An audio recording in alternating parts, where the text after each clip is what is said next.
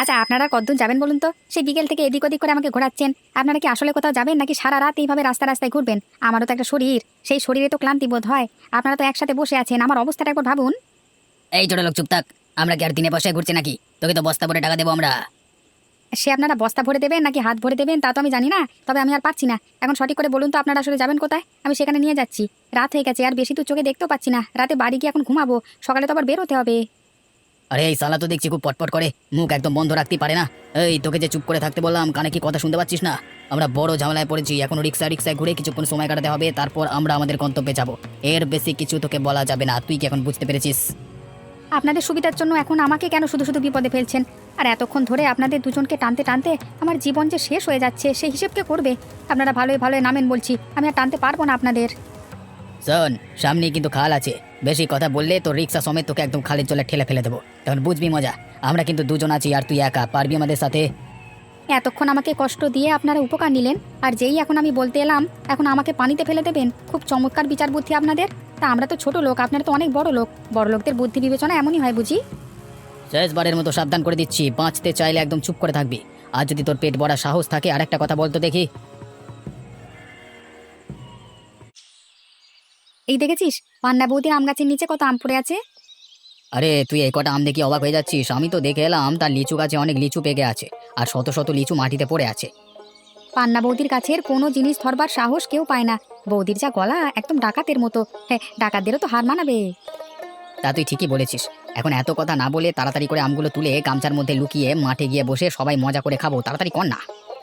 আরে অনেক তো আম কুড়ালাম, এখন তো গামছাতে আর ধরবে বলে মনে হচ্ছে না। দুজনের গামছাই তো ভরে আছে। আচ্ছা কাজ করা যাক, কিছু আম কুড়িয়ে জড়ো করে পাশে কোনো একটা জায়গায় রেখে যাই, বিকেলে এসে না হয় আবার নিয়ে যাবো। সেই ভালো, তবে কোনো মতে পান্না বৌদি যদি টের পেয়ে যায় তাহলে কিন্তু সব বাড়ি নিয়ে যাবে। একটাও তখন আমাদের বরাতে জুটবে না রে। আচ্ছা না জুটলে নেই, এখন আর কথা বাড়াস না তো, যেটা বললাম সেটা কর। গামছার মধ্যে যে আমগুলো আছে শুধু এই আমগুলো এখন নিয়ে যাবো, চল।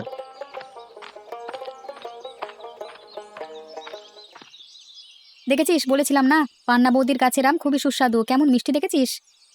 পান্না বৌদির গাছের আম সবসময় মিষ্টি, এটা তো আর নতুন কিছু না। তবে উনি তো কাউকে ওনার গাছের কোনো ফল ধরতে দেন না। পচাবেন, কলাবেন, ফেলে দেবেন, কিন্তু একটা মানুষকে সেটা খেতে দেবেন না। এমনকি গাছে যদি কোনো পাখি বসে সেটাকেও তাড়িয়ে দেয়, এমন মানুষ বাবু জন্মে দেখিনি। কেন জন্মে দেখিসনি কেন?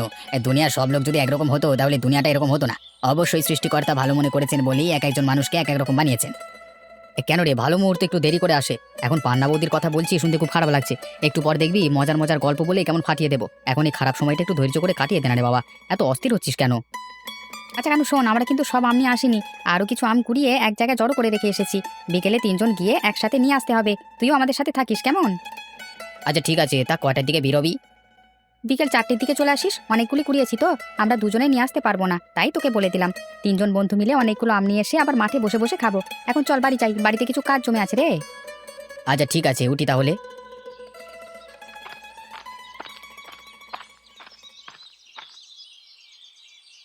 আরে কে? কোন হতচ্ছাড়া আমার আম গাছ থেকে আম নিয়ে যাচ্ছে রে? দাঁড়া দাঁড়া, আজ তোদের একদিন আর আমার যে কদিন লাগে, তোদের একটাকেও আমি ছাড়বো না। বৌদি, আমরা তো তোমার আম গাছ থেকে আম পেড়ে নিচ্ছি না। যেসব আমরা নিচ্ছি তা তোমার গাছের নিচেই পড়েছিল। এই যে দেখো না, আমগুলো একদম নিচে পচে গেছে, গলেও গেছে, সেখান থেকে নিচ্ছি আমরা। আমার গাছের আম পড়বে, পাকবে, পচবে, গলবে, তাতে তোদের বাপের কি রে? হ্যাঁ, তোরা কার অনুমতি নিয়ে আমার গাছের আম নিতে এসেছিস? খুব বড় নোলা হয়ে গেছে নাকি? এত বড় সাহস হয়ে গেছে তোদের?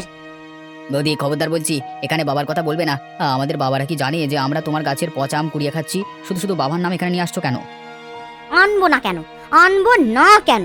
তোদের বাবারা যদি তোদেরকে সুশিক্ষায় শিক্ষিত করতো তাহলে তোরা এই কাজটা করতে পারতিস না।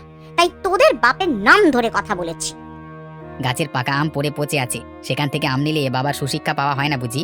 আর তুমি তোমার বাবার কাছ থেকে খুব সুশিক্ষা পেয়েছো, তাই আমাদেরকে অকারণে গালমন্দ করতে এসেছো, তাই না? কি বললি ফক্কিনির বাচ্চা কোথাকার? হ্যাঁ, আমার বাপকে নিয়ে কথা? আমার বাপ কি তোদের মতন ছোট লোক ছিল নাকি রে, যে অন্যের বাড়ির আম জাম এইসব চুরি করে খেতে যাবে? বৌদি, তুমি খুব তুচ্ছ একটা ব্যাপারকে খুব বড় বানিয়ে ফেলছো। তুমি বললে তোমার সব পচা আম আমরা এখনই ফেলে রেখে চলে যেতে পারি, কিন্তু দয়া করে তুমি থামো। আমরা তোমার থেকে বয়সে অনেকটা ছোট। তোমাকে এখন যদি ভালো মন্দ দু চারটে কথা বলে ফেলি সেটা খুব একটা ভালো দেখাবে না। তাই তোমাকেও বলছি একটু সংযত হয়ে কথা বলো। ওরে বাপ রে বাপ, এসেছে আমার জ্ঞানী গুণী বিজ্ঞ লোকজনেরা আমাকে কিনা বলছে সংযত হয়ে কথা বলতে। আমি তোদের সাথে যথেষ্ট সংযত হয়েই কথা বলছি। দাঁড়া দাঁড়া তোরা এখানে, আমি গ্রামের সবাইকে ডেকে বলবো যে তোরা আমাকে অনেক বিরক্ত করেছিস। তোদের নামে এখন আমি মোড়লের কাছে গিয়ে নালিশ ঠুকছি, এরপর দেখবি মজা।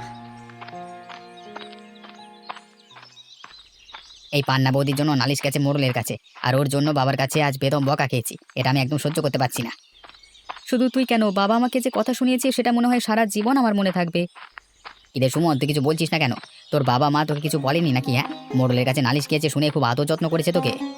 চুপ কর তোরা, এতে আবার আদর যত্ন করবার কি আছে? তোদের সাথে তোদের বাবা মা যা করেছে আমার সাথেও আমার বাবা মা তাই করেছে। এখন কি করবি? সব বসে বসে হজম করবি? যা কিছু হয়েছে সবই তো ওই পান্না বৌদির জন্য হয়েছে।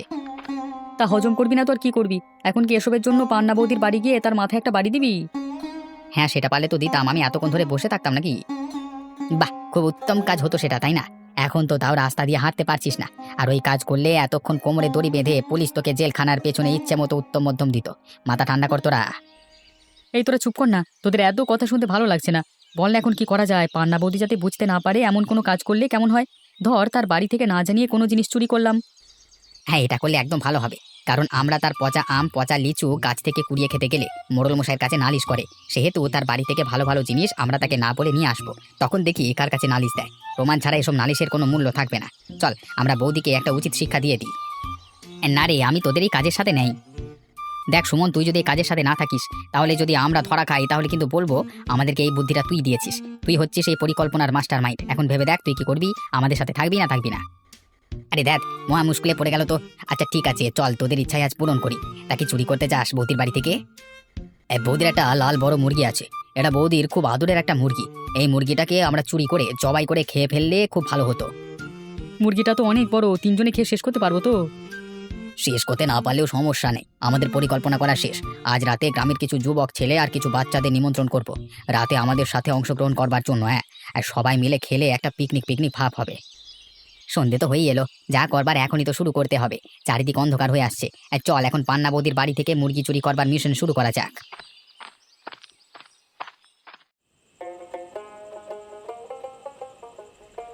এই যে বাচ্চারা বেশি বেশি করে খাবে, কিছু লাগলে আমাদেরকে জানাবে কেমন? তা তো জানাবো, তবে আমাদের আর কিছু লাগবে না। তোমরা অনেক ভালো, আমাদেরকে অনেক বেশি বেশি করে ভাত মাংস দিয়েছো। আসলে এমন মাংস আমরা অনেকদিন পর খেলাম। হ্যাঁ, তাহলে আজকে পেট ভরে খেয়ে যাবে, আর যাবার সময় বাটিতে করে বাবা মার জন্য মাংস নিয়ে যাবে সবাই। ঠিক আছে, দিয়ে দিও। বাড়িতে নিয়ে গেলে বাবা মা অনেক খুশি হবে, তারাও তো অনেকদিন এমন ভালো মন্দ খায় না। দাদারা, তোমরা একদম ফাটিয়ে দিয়েছো গো। আমরা তো অনেক গরিব মানুষ গো, এমন মজার খাবার চোখেও দেখি না। তোমাদের অনেক অনেক ধন্যবাদ, তোমরা অন্তত আমাদেরকে একটু হলেও ভেবেছো। আচ্ছা ঠিক আছে, এখন সবাই মিলে মজা করে খাও। খাওয়া শেষ হলে আমরা সবাই মিলে আর অনেক করে গল্প করব। জলদি জলদি খাও।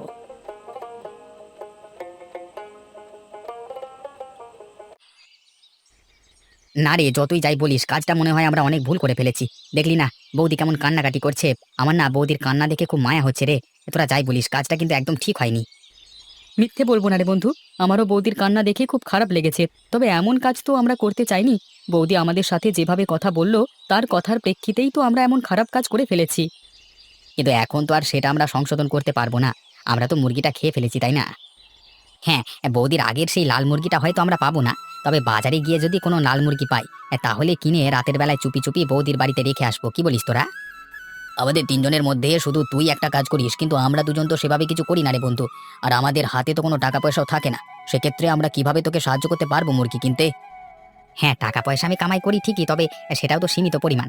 বাবা মাকে নিয়ে পরিবার পরিজন নিয়ে খরচ করবার পর তো তেমন কিছুই হাতে থাকে না। তা যে টাকা আছে হাতে তা দিয়ে তো আর মুরগি কেনা সম্ভব নয়। বাজারে তো সবকিছুর আবার আগুন দাম। আচ্ছা, তো ভাবিস না আমাদের কাছে টাকা নাই থাকতে পারে, তবে আমাদের বাড়িতে মিষ্টি কুমড়োর একটা গাছ লাগিয়েছিলাম, দেখেছি দুটো মিষ্টি কুমড়ো ধরেছে। আমি না হয় একটা মিষ্টি কুমড়ো বিক্রি করে কিছু টাকা দিতে পারবো, কিন্তু তারপরেও তো আর টাকা লাগবে, তাই না? হ্যাঁ, আর আমার পুকুরের মাছগুলো এখন বড় হয়নি, ছোটই আছে। এর মধ্যেই যদি আমি কিছু মাছ ধরে বাজারে নিয়ে বিক্রি করি, বেশি টাকা না হোক অল্প বিস্তর কিছু টাকা পাবো। এই তো হয়ে গেল, এখন তিনজনের টাকা দিয়ে মোটামুটি আমরা একটা বড় মুরগি কিনতে পারবো, তবে অবশ্যই মুরগিটার গায়ের রং যেন লাল থাকে। আচ্ছা, তাহলে আমরা এখন যার যার বাড়িতে গিয়ে সবকিছু বিক্রির ব্যবস্থা করি। আগামীকাল সকালে তোদের সাথে আবার দেখা হবে, ঠিক 10টার সময় এখানে চলে আসিস, কেমন?